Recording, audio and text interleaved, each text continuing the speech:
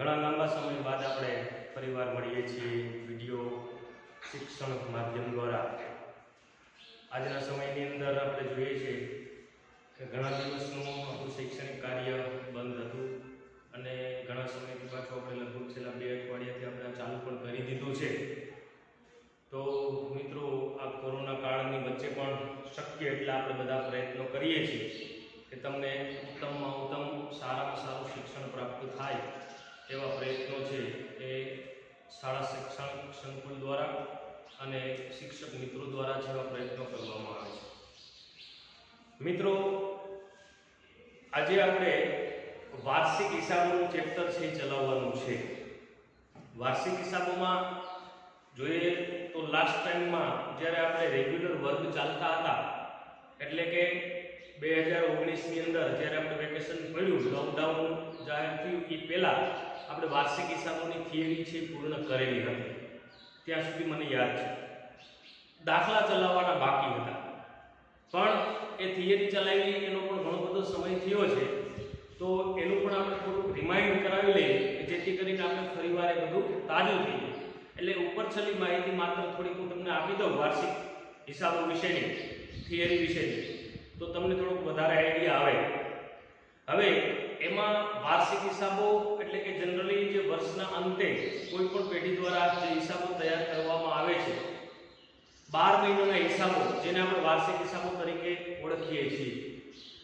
સામાન્ય રીતે વાર્ષિક હિસાબોની અંદર આપણે 4-5 બાબતો જોઈ હતી, જેમાં વેપાર ખાતા વિશેની સમજૂતી મેળવી હતી, નફા નુકસાન ખાતા વિશેની સમજૂતી મેળવી હતી, નફા નુકસાન ફાળવણી ખાતા વિશેની સમજૂતી મેળવી હતી, મૂડી ખાતા વિશેની સમજૂતી મેળવી હતી, ચાલુ ખાતા વિશેની સમજૂતી મેળવી હતી અને પાકા સરવૈયા વિશેની માહિતી મેળવી હતી। હવે જનરલી ઘણો બધો સમય વીતી ગયો છે એટલે આપણે આનાથી થોડા વિમુખ થઈ ગયા છે, થોડા દૂર થઈ ગયા છે કે ભાઈ વેપાર ખાતામાં શું આવે, નફા નુકસાન ખાતાની અંદર શું આવે, નફા નુકસાન ફાળવણી ખાતા, મૂડી ખાતા, ચાલુ ખાતા, પાકા સરવૈયામાં શું આવે, એની માહિતી આપણી પાસે હોવી એ જરૂરી છે। કારણ કે જો એ આપણે માહિતી સમજશું તો જ આપણે વાર્ષિક હિસાબો આવડે। બીજી વસ્તુ, પરીક્ષાની અંદર તમને વાર્ષિક હિસાબોનો દાખલો છે 11 માર્ક્સની અંદર પૂછાય છે, એટલે મેક્સિમમ આપણે 11 માંથી 11 માર્ક્સ મળે એવા પ્રયત્નો છે આપણા દ્વારા છે થાય તો આપણે વ્યવસ્થિત રીતે જો ધ્યાન દઈને સમજીએ તો આપણે પૂરા માર્ક્સ મળે। એમાં ખાસ કરીને વેપાર ખાતું જે કહેવામાં આવે છે, વેપાર ખાતું એ ધંધાની અંદર રોજબરોજ થતા માલની આવક જાવકને લગતા વ્યવહારોની નોંધ રાખવા માટે તૈયાર કરવામાં આવે છે। હવે માલની આવક જાવક જે આપણે થિયરી સમજાવી ત્યારે મેં તમને આ બધી બાબતો સમજાવી દીધી હતી, તેમ છતાં અહીંયા આપણે ફરીવાર રિમાઇન્ડ સ્વરૂપે તમને સમજાવું છું કે માલની આવક જાવક, ધંધામાંથી કેટલોક માલ આવતો હોય, કેટલોક માલ ધંધાની બહાર જતો હોય, બરાબર, તો આ રોજિંદી પ્રવૃત્તિ જે કહેવામાં આવે છે। તો આવી રોજિંદી માલને લગતી જે પ્રવૃત્તિઓ થાય છે એ બધી જ પ્રવૃત્તિઓ વેપાર ખાતે લખવામાં આવે છે। તો જનરલી ખાસ તો માલની આવક જાવક એટલે એમાં કઈ પ્રવૃત્તિ હોય તો યાદ રાખો મિત્રો કે ખરીદી થતી હોય તો માલની આવક થાય ધંધાની અંદર, એવી જ રીતે માલનું વેચાણ થતું હોય તો માલની જાવક થતી હોય છે, બરાબર। દાખલા તરીકે ખરીદેલો માલ આપણે પરત કરીએ છીએ, કોઈ નુકસાની વાળો હોય તો પરત કરીએ તો એ માલની જાવક થઈ। એવી રીતે વેચેલો માલ આપણી પાસે પાછો કોઈ પરત આવે જે નુકસાની વાળો હોય કે વપરાશ યોગ્ય ન હોય તો એ માલની આવક કહેવામાં આવે છે। એવી રીતના આખર સ્ટોક છે, શરૂ સ્ટોક છે, અન્ય રીતે માલની જાવક ખાસ કરીને વરસાદમાં પલળી ગયો હોય કે નુકસાન થયું હોય, આગથી માલ બળી ગયો હોય, બરાબર, પછી કોઈ જાહેરાતનો માલ આપ્યો હોય, તો આ બધી બાબતો એક એવી પ્રવૃત્તિ દર્શાવે છે કે જે માલની આવક જાવક થાય છે ધંધામાં કોઈ પણ સ્વરૂપે।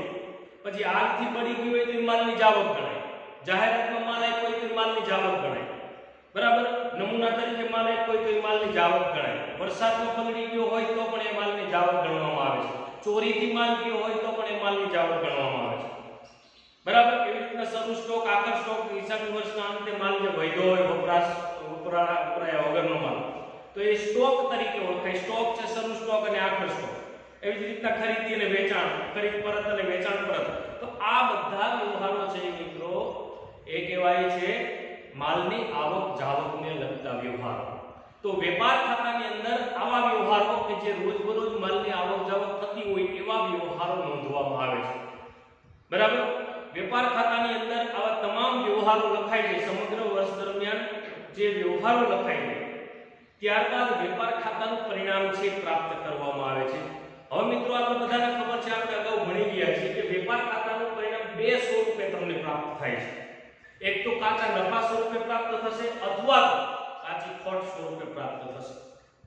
હવે કાચો નફો ક્યારે ગણાય, કાચી ખોટ ક્યારે ગણાય, એ ખાસ સમજવાનું છે। યાદ રાખો કે વેપાર ખાતાની જમા બાજુનો સરવાળો તમે કરતા હો અને તફાવત છે એ ઉધાર બાજુએ આવે વેપાર ખાતાની, તો એ કાચા નફા તરીકે ઓળખવામાં આવે છે। અને જો ઉધાર બાજુનો સરવાળો કરતા હો અને તફાવત છે એ જમા બાજુએ આવે વેપાર ખાતાની, તો એ કાચી ખોટ તરીકે ઓળખવામાં આવે છે। તો આ કાચો નફો કે કાચી ખોટ એ વેપાર ખાતાનું પરિણામ ગણવામાં આવે છે। હવે આ પરિણામ છે ને ક્યાં લઈ જવાનું, તો નફા નુકસાન ખાતે લઈ જવાનું, બરાબર। વેપાર ખાતાના પરિણામને આપણે નફા નુકસાન ખાતે લઈ જવાનું।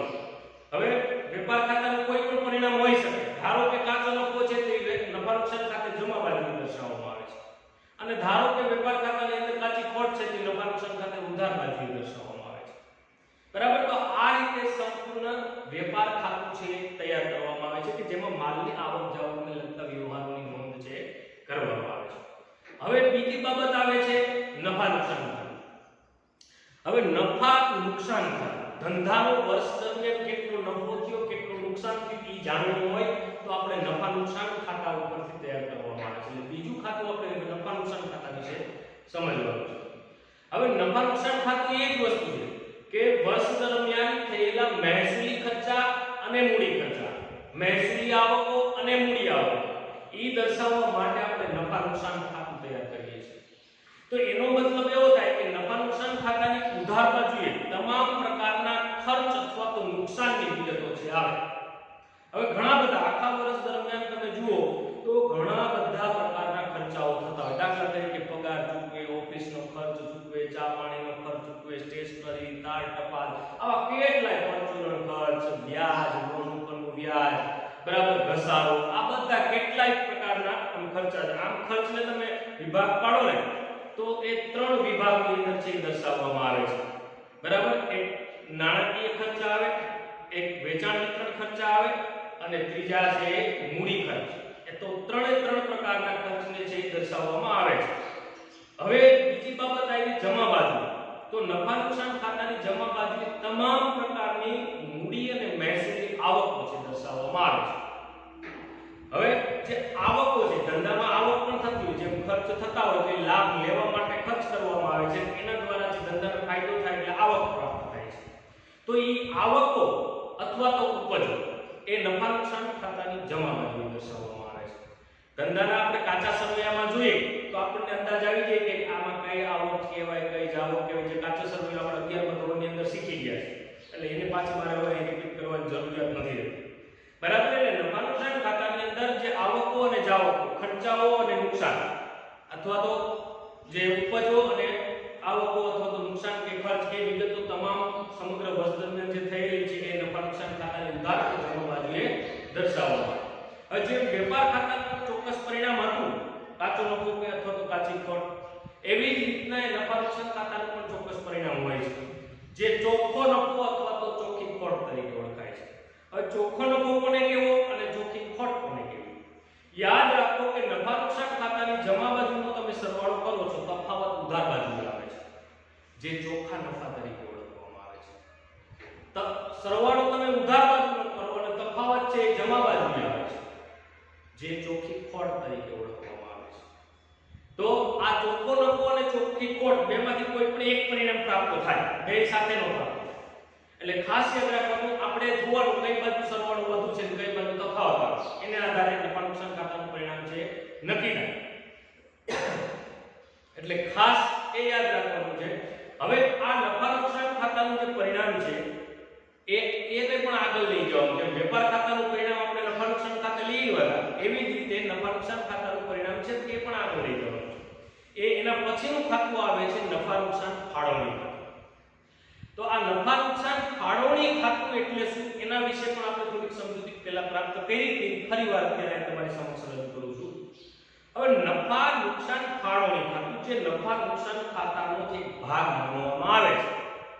યાદ રાખો કે કેટલીક પેઢીઓ નફા નુકસાન ફાળવણી ખાતું અલગથી તૈયાર કરતી નથી અને કેટલીક પેઢીઓ નફા નુકસાન ફાળવણી ખાતું નફા નુકસાન ખાતાથી અલગ તૈયાર કરે છે. એ જે તે પેઢીની અનુકૂળતા અનુસાર હોય છે. જેમ વેપાર ખાતું પણ એ નફા નુકસાન ખાતાનો જ એક ભાગ ગણાય અને નફા નુકસાન ફાળવણી ખાતું એ પણ નફા નુકસાન ખાતાનો જ એક ભાગ ગણાય. આ તૈયાર કરવું ન કરવું એ પેઢી ઉપર હોય છે.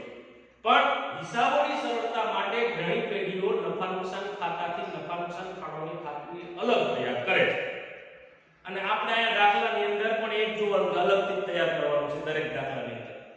હવે નફા નુકસાન ફાળવણી ખાતું એ નફો અને નુકસાનની ફાળવણી દર્શાવે. ફાળવણી હવે નફો કે નુકસાન કોને મળે? યાદ રાખો અહીંયા આપણે ભાગીદારી પેઢીના વાર્ષિક હિસાબો તૈયાર કરીએ છીએ. એનો મતલબ એવો થાય કે જે નફો કે નુકસાન થાય એ ભાગીદારો વચ્ચે વહેંચવાનું થાય. ધંધાનો જે નફો કે નુકસાન આવે તો પણ ભાગીદારો વચ્ચે વહેંચવાનું, નફો થાય તો પણ ભાગીદારો વચ્ચે વહેંચવાનું. તો નફા અને નુકસાનની ફાળવણી અથવા તો વહેંચણી દર્શાવતું આ એક ખાતું જેને કહેવાય, જે નફા નુકસાન ફાળવણી ખાતા તરીકે ઓળખવામાં આવે છે. તો સ્વાભાવિક રીતે યાદ રાખો કે નફા નુકસાન ફાળવણી ખાતામાં કેવી વિગતો આવે છે? ભાગીદારોએ પેઢી સાથે કરેલા વ્યવહારો અને પેઢીએ ભાગીદારો સાથે કરેલા વ્યવહારો એની નોંધ નફા નુકસાન ફાળવણી ખાતામાં થાય. તો આપણે એક પ્રશ્ન ઉપસ્થિત થવો જોઈએ મિત્રો કે તો સાહેબ નફા નુકસાન ખાતાની અંદર શું આવે? તો એ મેં તમને કીધું છે કે ધંધાના જે ખર્ચ છે, ભાગીદારના નહીં પણ ધંધાના જે ખર્ચ છે એ નફા નુકસાન ખાતે, ધંધાની જે આવકો છે અથવા તો ઉપજો છે એ નફા નુકસાન ખાતે દર્શાવવામાં આવે છે. અહીંયા ભાગીદારે પેઢી માટે કરેલા અથવા તો પેઢીએ ભાગીદારો માટે કરેલા જે અંગત વ્યવહારો જે કહેવાય એ નોંધવા માટે આપણે નફા નુકસાન ફાળવણી ખાતું તૈયાર કરીએ છીએ. હવે એની શરૂઆત કેવી રીતના કરવાની? તો નફા નુકસાનના પરિણામથી થાય છે. નફા નુકસાનનું જે નફા નુકસાન ખાતાનું પરિણામ છે ચોખ્ખો નફો અથવા તો ચોખ્ખી ખોટ. જો ચોખ્ખો નફો હોય તો નફા નુકસાન ફાળવણી ખાતે જમા બાજુએ દર્શાવવામાં આવે છે. જો ચોખ્ખી ખોટ હશે તો એ નફા નુકસાન ફાળવણી ખાતે ઉધાર બાજુએ દર્શાવવામાં આવે છે. હવે એની નીચે કઈ કઈ વિગતો આવે, ઉધાર બાજુ કઈ આવે, જમા બાજુ કઈ વિગતો આવે, એને ખાસ આપણે સમજવાનું છે. યાદ રાખો મિત્રો કે નફા નુકસાન ફાળવણી ખાતું એ પેઢીએ ભાગીદારો સાથે કરેલા જે વ્યવહારો છે એ નોંધવા માટે પેઢી દ્વારા તૈયાર કરવામાં આવ્યું હોય તો સ્વાભાવિક રીતે ભાગીદારોએ પેઢીમાં મૂડીનું રોકાણ કર્યું હોય છે તો મૂડી ઉપર વ્યાજ છે પેઢી ચૂકવે છે ભાગીદાર. તો મૂડીનું વ્યાજ એ પેઢીનું ખર્ચ કહેવાય પણ એ કોને ચૂકવશે? ભાગીદારોને ચૂકવશે. માટે ભાગીદાર અને પેઢી વચ્ચેનો વ્યવહાર છે. માટે નફા નુકસાન ફાળવણી ખાતે મૂડી વ્યાજ ઉધાર બાકી. ચાલુ ખાતાની જમા બાકીનું વ્યાજ પણ ત્યાં જ આવશે. કોઈ ભાગીદારોનું ચાલુ ખાતું હોય અને એની જમા બાકી હોય તો એનું વ્યાજ પણ પેઢી ચૂકવશે ભાગીદાર. માટે એ નફા નુકસાન ફાળવણી ખાતે ઉધાર બાકી આવશે. એવી જ રીતના ચાલુ ખાતાની ઉધાર બાકીનું વ્યાજ હોય તો એ જમા બાજુ આવશે નફા નુકસાન ફાળવણી ખાતા. બરાબર? કારણ કે પેઢી પાસેથી વ્યાજ વસૂલ કરશે, પેઢી માટે આવક કહેવાય. એટલે પેઢી ભાગીદાર પાસેથી ઉધાર બાકીનું વ્યાજ વસૂલ કરશે. એવી જ રીતના ઉપાડ, કોઈ ભાગીદારે વર્ષ દરમિયાન ઉપાડ કર્યો છે તો ઉપાડ ઉપરનું વ્યાજ પણ પેઢી વસૂલ કરશે. જેમ મૂડી ઉપર વ્યાજ ચૂકવે છે એમ ઉપાડ ઉપરનું વ્યાજ છે એ વસૂલ કરશે. એટલે પેઢીની આવક નફા નુકસાન ફાળવણી ખાતે આવક ગણી અને જમા કરવામાં આવે છે. બરાબર? ટૂંકમાં કહેવાનો મતલબ એવો થાય મિત્રો કે પેઢી દ્વારા શું ભાગીદારોને ચૂકવવામાં આવે છે, પેઢી દ્વારા ભાગીદારો પાસેથી શું લેવામાં આવે છે. ચૂકવવામાં આવતું બધા ખર્ચ ગણી અને ઉધાર કરવામાં આવે છે અને લેવામાં ભાગીદારો પેઢી પાસેથી લેતા હોય, બરાબર, એની પાસે લેવામાં આવતું હોય તો એ આવક ગણી અને જમા કરવામાં આવે છે. તો આ નફા નુકસાનની ફાળવણી અને છેલ્લે તમામ વ્યવહારો ભાગીદાર અને પેઢી વચ્ચે નોંધાઈ ગયા પછી વેપાર નફા નુકસાન ફાળવણી ખાતાનું પરિણામ છે મેળવવામાં આવે છે. તો અહીંયા પણ બે પરિણામ પ્રાપ્ત થઈ શકે છે. એક વહેંચણી પાત્ર નફો અને બીજું વહેંચણી પાત્ર ખોટ. હવે વહેંચણી પાત્ર નફો કોને ગણવો અને વહેંચણી પાત્ર ખોટ કોને કહેવાય? યાદ રાખો નફા નુકસાન ફાળવણી ખાતાની જમા બાજુનો સરવાળો કરો, તફાવત ઉધાર બાજુ આવે તો એ વહેંચણી પાત્ર નફો ગણાશે. અને ઉધાર બાજુનો સરવાળો કરો, તફાવત જમા બાજુ આવે તો એ વહેંચણી પાત્ર ખોટ ગણાશે. જો આ નફા અને નુકસાનની વહેંચણી દર્શાવતું ખાતું જે લેવા અહીંયાથી ભાગીદારોને નફા અને નુકસાનની વહેંચણી કરવાની છે. નફા નુકસાન ફાળવણી ખાતાનું જે પરિણામ મળ્યું છે એની વહેંચણી દરેક ભાગીદારો વચ્ચે થશે. બરાબર. નફો આવ્યો છે તો એના નફા નુકસાન વહેંચણીના પ્રમાણમાં ફાળવણી કરી દેવાની. ખોટ આવી તો પણ નફા નુકસાન વહેંચણીના પ્રમાણમાં એની ફાળવણી કરી દેવામાં આવે છે. હવે ઘણી વખત તમને દાખલાની રકમમાં શરૂઆતમાં જ કીધું કે ભાગીદાર મૂડીના પ્રમાણમાં નફો નુકસાન વહેંચે, તો મૂડીનું પ્રમાણ એ નફા નુકસાન વહેંચણીનું પ્રમાણ બને. બરાબર. તો એ પ્રમાણમાં વહેંચી દેવાનું. કાંઈ ખાલી મૂડીનું પ્રમાણ એક પણ નફાની વહેંચણી વિશેની કાંઈ સ્પષ્ટતા નથી કરી, તો યાદ રાખો ભાગીદારો સરખે વિશે નફો નુકસાન વહેંચતા હશે.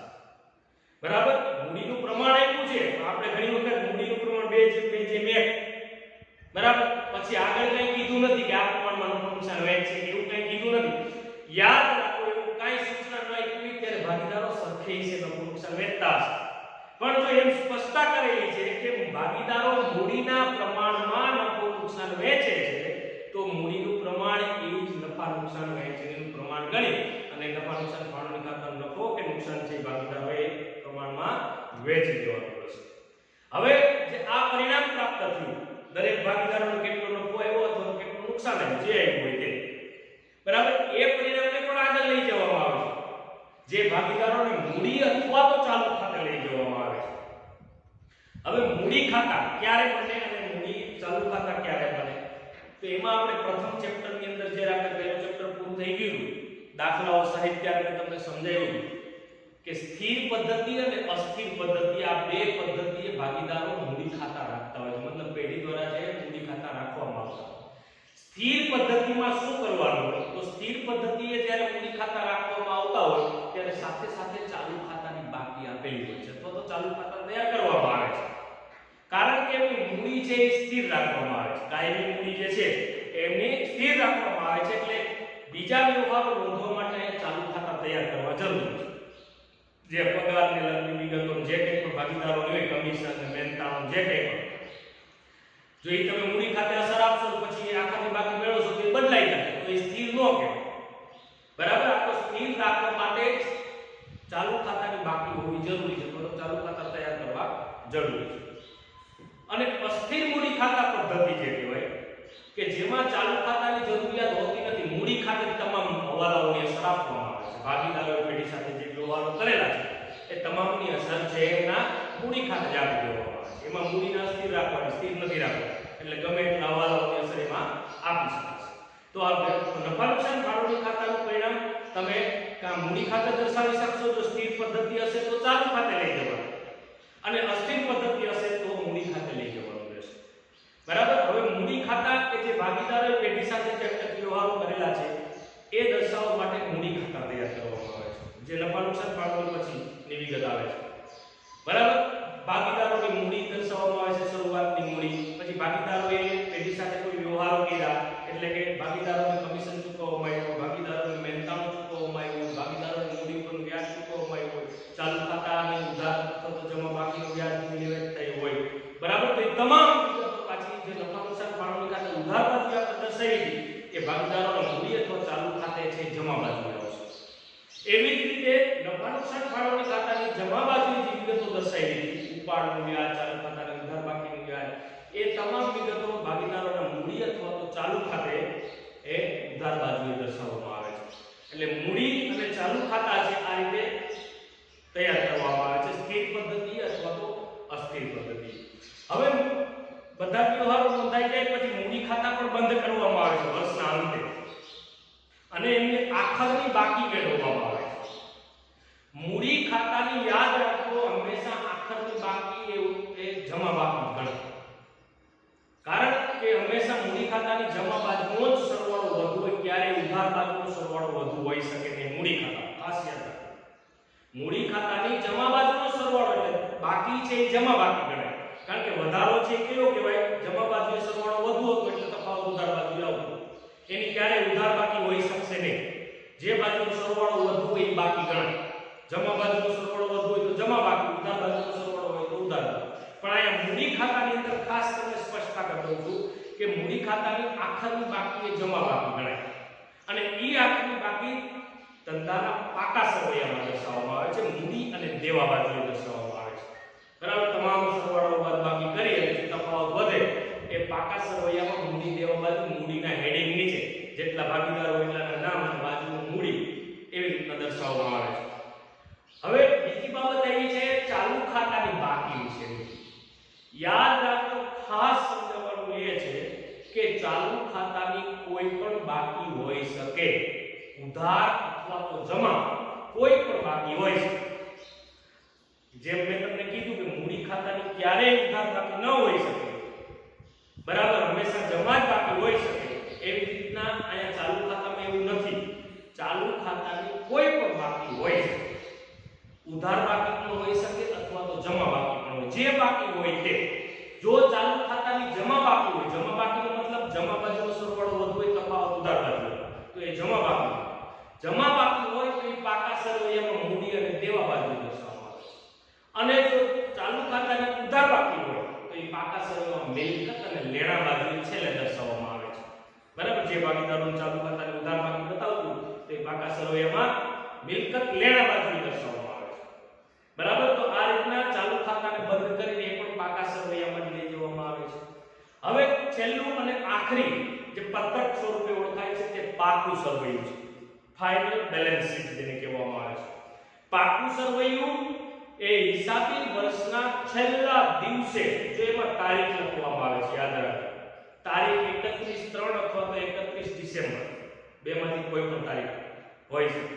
31/3, 31 માર્ચ અથવા તો 31મી ડિસેમ્બરના રોજનું પાકું સરવૈયું, આવો સ્પષ્ટ શબ્દ આપેલો હોય છે। એનો મતલબ એવો થાય કે હિસાબી વર્ષના છેલ્લા દિવસે પાકું સરવૈયું તૈયાર થાય છે અને એવું દર્શાવે છે કે હિસાબી વર્ષના છેલ્લા દિવસે ધંધાની પોઝિશન શું છે, ધંધાની પરિસ્થિતિ શું છે એ જાણવી હોય તો ધંધાના પાકા સરવૈયા ઉપરથી જાણી શકાય।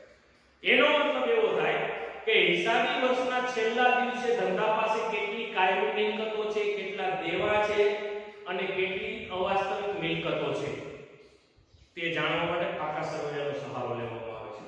આ ઉપરાંત ધંધા પાસે છેલ્લા દિવસે કેટલા દેવા મૂડી છે એ પણ તમને પાકા સરવૈયા ઉપરથી જાણવા મળે। યાદ રાખો કે પાકું સરવૈયું એ ખાતું નથી, પત્રક છે। ખાતું નથી, પત્રક છે, એને ખાતા સ્વરૂપે તૈયાર કરવામાં આવે છે। જેમ અગાઉ આપણે વેપાર ખાતું, નફા નુકસાન ખાતું, નફા નુકસાન ફાળવણી ખાતું, મૂડી ખાતા, ચાલુ ખાતા જોઈએ, એમાં દરેકમાં ડાબી અને જમણી બાજુ ઉધાર અને જમા લખવામાં આવે છે।